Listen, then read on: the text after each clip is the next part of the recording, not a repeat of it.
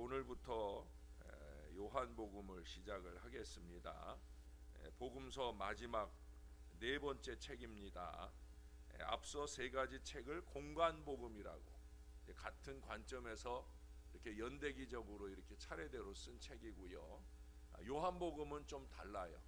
요한 사도가 나름대로의 신앙과 신학을 가지고 예수님의 생애를 정리한 그런 아주 엑기스 같은 그런 복음서예요. 요한복음부 오늘부터 시작을 하겠습니다. 1장 1절에서 오늘 18절까지 말씀입니다. 요한복음 제1장. 태초에 말씀이 계시니라. 이 말씀이 하나님과 함께 계셨으니 이 말씀은 곧 하나님이시니라. 그가 태초에 하나님과 함께 계셨고 만물이 그로 말미암아 지은 바 되었으니 지은 것이 하나도 그가 없이는 된 것이 없느니라. 그 안에 생명이 있었으니 이 생명은 사람들의 빛이라. 빛이 어둠에 비치되 어둠이 깨닫지 못하더라. 하나님께로부터 보내심을 받은 사람이 있으니 그의 이름은 요한이라. 그가 증언하러 왔으니 곧 빛에 대하여 증언하고 모든 사람이 자기로 말미암아 믿게 하려 함이라. 그는 이 빛이 아니요 이 빛에 대하여 증언하러 온 자라. 참빛 곧 세상에 와서 각 사람에게 비추는 빛이 있었나니 그가 세상에 계셨으며 세상은 그로 말미암아 지은 바 되었을 때 세상이 그를 알지 못하였고 자기 땅에 오매 자기 백성이 영접하지 아니하였으나 영접하는 자 곧 그 이름을 믿는 자들에게는 하나님의 자녀가 되는 권세를 주셨으니 이는 혈통으로나 육정으로나 사람의 뜻으로 나지 아니하고 오직 하나님께로부터 난 자들이니라.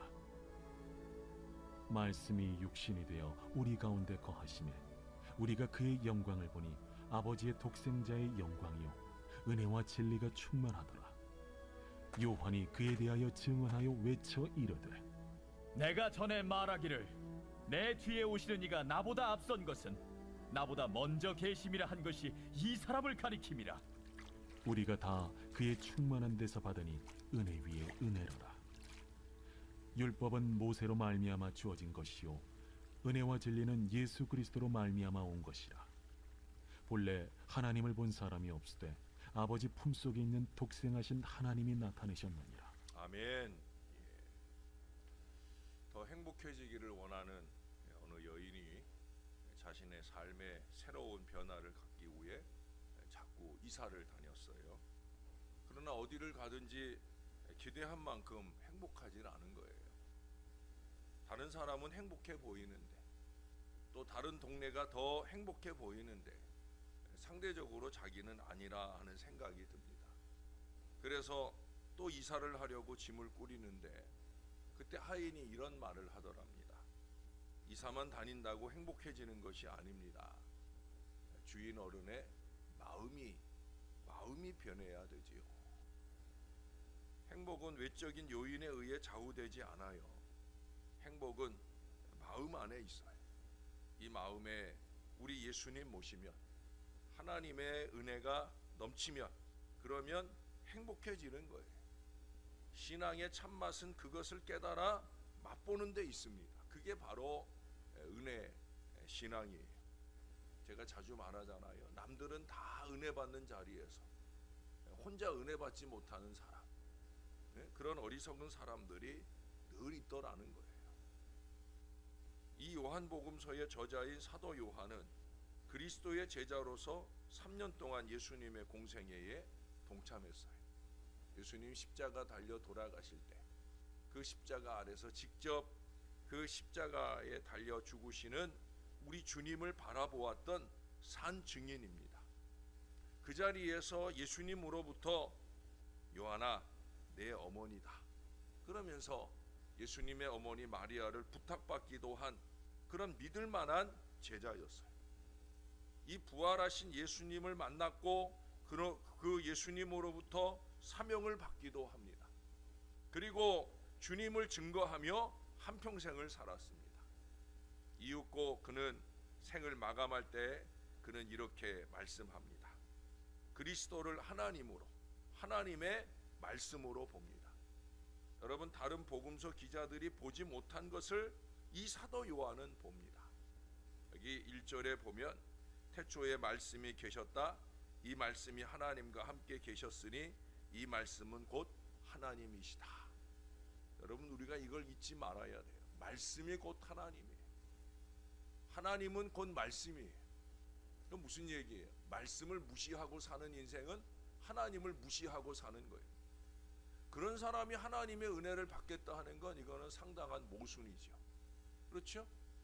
은혜의 근원 되시는 하나님, 오늘도 이 하나님의 말씀 속에서 깨닫는 바대로 은혜의 근원이 되시는 예수님, 그런데 우리가 말씀이 육신이 되어 오신 예수님을 무시하고 살면 그러면 어떻게 은혜를 받을 수 있겠어요? 어떻게 은혜 안에 살 수 있겠습니까? 여러분, 말씀 앞에 겸손해져야 합니다. 그것이 신앙입니다. 그것이 참된 신앙이에요. 오늘 이 사도 요한 보세요. 그가 우리 가운데 주시는 위대한 신앙의 고백은 다른 거 없어요. 14절에 보면 말씀이 육신이 되어 우리 가운데 거하심에 라는 말씀이에요. 나를 위하여 말씀이, 우리 주님이 육신이 사람이 되었다라고 하는 거예요. 그래서 우리 안에 거하셨다. 우리 안에 천막을 치셨다. 그가 우리를 만나서 우리 가운데 오셔서 우리와 함께 하심으로 내가 그를 만나게 되었다. 만나서 경험을 하고, 만나서 대화를 하고, 만나서 느끼게 되었다. 그래서 내가 오늘 깨달은 바는 은혜와 진리가 충만하더라 하는 바로 그거예요. 예수 안에, 말씀 안에 은혜와 진리가 충만하다라는 거예요. 더 나아가서 16절에 가보세요. 우리가 다 그의 충만한 데서 받으니 은혜 위에 은혜로라. 여러분, 은혜와 진리가 충만하다. 진리나 원칙이 중요합니다. 저에게도 특별히 중요합니다. 저는 좀 원칙주의자거든요. 해야 될 때 제대로 잘 해야 되고, 해야 할 일을 제대로 잘 해야 되고, 예? 우리가 바른 원칙 가운데 사는 게 중요해요. 그러나 그보다 더 우선되는 것은 은혜인 것을 오늘 우리에게 보여줍니다. 그 은혜가 우리를 살게 하는 거예요. 죄의 값은 사망이죠. 그것이 원칙입니다. 그것이 진리예요. 그런데 그것을 덮는 게 뭐예요? 바로 예수님의 십자가의 은혜 아닙니까? 여러분, 이 은혜 안에 거할 수 있어야 되는 거예요. 은혜는 종교적입니다. 신앙적입니다. 진리는 철학적인 요구이지요. 인생이 가지는 근본적인 욕구가 다 그리스도 안에서 충족됨을 보여줍니다. 은혜, 진리, 이 모든 것들이 예수 그리스도 안에 있다는 거예요. 그래서 14절 말미에 아버지의 독생자의 영광이라고 선언합니다. 예수님과 함께한 평생의 신앙 고백을 우리에게 안겨줍니다. 저와 여러분의 고백이어야 합니다. 오직 예수님밖에 없더라. 예?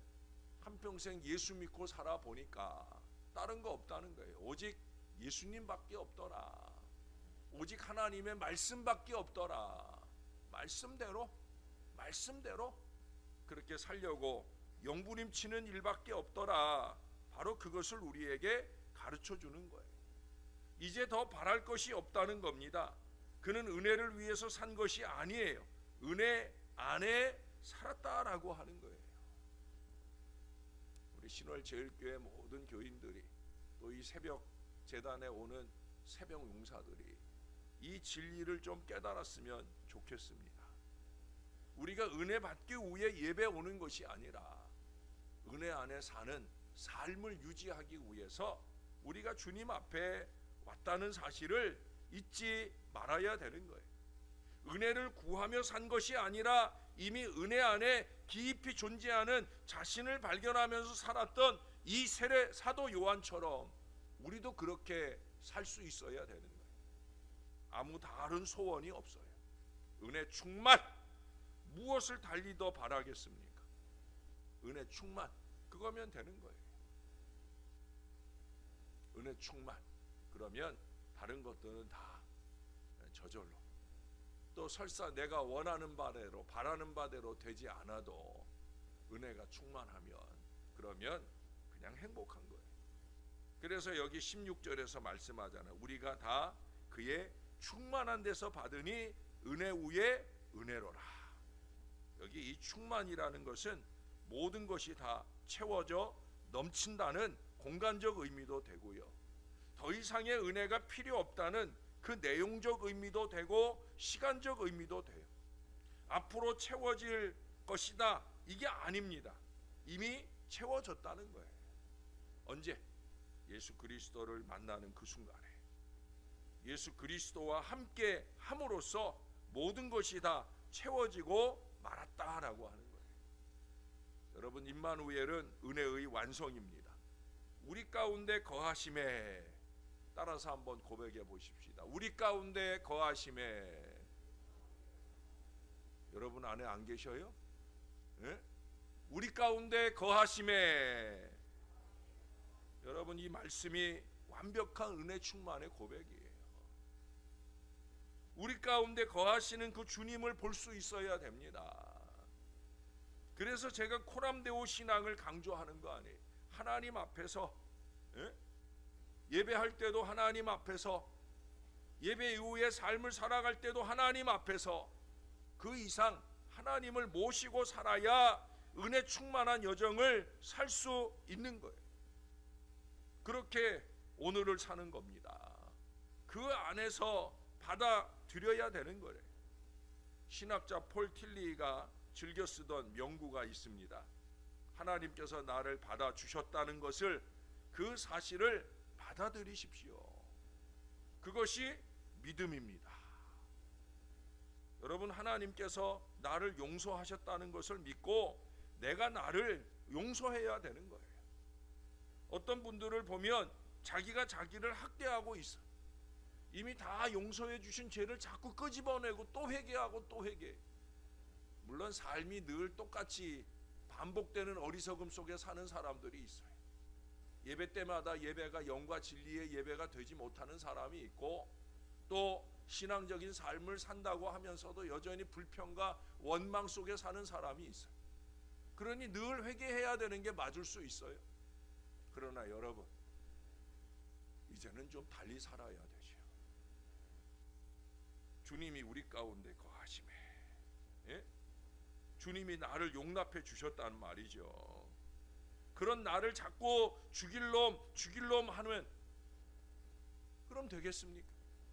여러분, 죽일 놈은 이미 벌써 죽었어요. 내 안에는 오직 살아야 할 사람이 있을 뿐입니다. 우리가 그것을 잊지 말아야 되는 거예요. 하나님이 나를 용서해 주셨다, 이 은혜를 잊지 말아야 된다는 거예요. 그리고 용서하신 사람, 용서받은 사람답게 열심히 있게 살아가면 되는 거예요. 똑같은 죄를 똑같이 늘 반복해 살지 말고, 똑같은 회개를 똑같이 하면서 살지 말고, 제가 자주 얘기하잖아요. 그건 회개 아니라고. 그건 회개 아니에요. 회개라는 건 뭐라고 그랬어요? 변화예요, 변화. 바꾸어지는 거예요. 달라지는 거예요. 나를 용납해 주신 우리 하나님, 그 은혜 안에 있는 나를 발견하고 그 은혜 안에서 나의 삶을 아름답게 살아가는, 바로 그것만이 저와 여러분에게 있음을 잊지 말아야 되는 거예요. 하나님께서 용서하신 자를 또한 내가 용서하고, 하나님께서 나를 사랑하셨기에 나 또한 나를 사랑하며 나의 곁에 있는 사람들을 사랑할 수 있어야 되는 거예요. 하나님이 세상을 이처럼 사랑하사, 이제 우리가 나중에 3장 16절에 가보면 확인해 볼 그 말씀, 하나님이 살아간 그 세상 속에 내가 있어요. 이 세상을 이처럼 사랑하셨기에 내가 세상을 살아가고 있다는 사실을 믿는 것, 그것이 바로 믿음이에요. 그 믿음이 있는 사람은 오늘 하루를 대충 살지 않아요. 새벽 첫 시간 예배하는 것을 대충 예배하지 않고요, 오늘 하루 살아가는 날 동안에 어디를 가든 무엇을 하든 누구를 만나든 대충 하지 않아요. 저는 대충 하는 게 싫어요. 왜 대충 해요? 더군다나 하나님의 일을 왜 대충 해요? 그냥저냥 대충. 여러분 그러면 안 돼요. 예? 얼마나 소중한 하나님의 일인데, 얼마나 소중한 하루의 삶인데 이것을 낭비하고 살아갑니까? 믿음이란 다른 거 없어요. 은혜를 은혜로 아는 거예요. 은혜를 은혜로 받을 줄 모르는 것을 우리는 배은망덕이라고 하잖아요. 배은망덕이 뭐예요? 은혜를 잊어버리는 거예요. 거기에 우리 인간의 문제가 있잖아요. 은혜를 덜 받음의 문제가 아니야. 은혜를 망각함의 문제예요. 이거 아주 큰 문제입니다. 자꾸 은혜를 까먹어. 은혜 받는 그 순간뿐이고 자꾸 은혜를 까먹어. 여러분 은혜를 잊지 말아야 됩니다. 여기 은혜 위에 은혜라는 얘기를 하잖아요. 이게 은혜 받고 그 위에 또 다른 은혜를 켜켜이 쌓아가는 것, 이것을 말하는 게 아니에요. 한번 은혜를 받으면 이제는 모든 것이 은혜로 보이는 거예요. 제가 얼마 전 주일에 요셉과 야곱을 비교해 드렸잖아요. 야곱은 인생을 마칠 때 바로 앞에서 뭐라고 얘기했다고 그랬어요? 내가 험악한 세월을 보냈다. 왜 그 고백을 할 수밖에 없어요? 은혜를 잊어버리니까. 예? 은혜를 망각하니까. 은혜를 놓치고 사니까. 은혜를 갚을 줄 모르고 사니까. 그러니까 험악한 인생을 마무리를 할 수밖에 없는 거예요. 여러분, 저와 여러분의 생애를 마칠 때 참 은혜였다, 이 고백을 할 수 있어야 됩니다. 그럴 수 있기 위해서는 지금 은혜 위에 은혜인 이 믿음의 인생을 잘 살아내야 되는 거예요. 하기오스의 은혜 안경을 쓰면 다 그렇게 은혜로 보이는 거예요. 아니, 그렇게 보이도록 하나님의 은혜가 충만하게 역사하는 거예요. 올해 우리가 예배마다 받을 은혜요, 크고 작은 행사 속에 누릴 은혜입니다. 또 이 은혜를 누리도록 서로에게 역할을 해야 됩니다. 사도 바울은 말하잖아요. 나의 나된 것은 하나님의 은혜로 된 것이다. 나의 나됨은 오직 은혜인 것이에요. 은혜 외에 아무것도 없어. 우리는 이 은혜를 좀 받아야 됩니다. 아니, 내가 받은 은혜를 확신하고 살아야 됩니다. 그리고 이제 그 은혜를 나눌 수 있어야 되는 거예요. 내 안에 가득한 은혜를 내 곁으로 쏟아낼 수 있는 은혜의 사람이 되어야 되는 거예요. 충만이 뭐라고 그랬어요? 넘치는 거라고 그랬어요. 넘치는 거. 달랑달랑 하는 게 아니에요. 저 밑바닥에서 있는 게 아니에요. 여기 오늘 은혜, 충만, 이런 말들이 계속 반복되잖아요. 충만은 넘치는 거예요. 넘쳐서 뭐 하자고? 나누자고요. 내 안에 은혜가 달랑달랑 하니까 이건 있는지 없는지도 알아볼 수 없을 정도이니까, 그러니까 나눌 은혜가 없잖아요. 축복의 통로라고 하나님이 나를 명명해 주셨는데 내 안에 은혜가 없으니 나눌 복이 없어요. 사랑하는 여러분, 새해에는 나 혼자 누리는 복과 은혜가 아니라 내 안에 이미 있는 은혜를 더 넘치게 하여서 더 풍성히 나눌 수 있는 축복의 통로로 잘 살아내는 저와 여러분들이 될 수 있기를 바랍니다. 그래서 하나님께 영광 돌리는 은혜의 한 해를 잘 살아내시기를 우리 주 예수님의 이름으로 간절히 축원합니다. 주님, 말씀이 육신이 되어 우리 가운데 와주셔서 너무 감사합니다. 이 새벽 아침 임마누엘 하시는 주님을 만나고 영과 진리로 주님 앞에 예배할 수 있는 은혜 새벽을 깨울 수 있게 해주셔서 감사합니다. 주님이 기뻐하소서. 부족한 저희들의 예배를 기뻐하시고 이 시간 우리 안에 계신 주님이 우리 안에서 더 충만한 은혜로 넘쳐나도록 역사하시는 줄로 믿습니다. 주님이 도와주셔서 주님의 큰 기쁨을 이루는 거룩한 신앙의 삶을 아름답게 살아낼 수 있도록 우리를 도와주옵소서.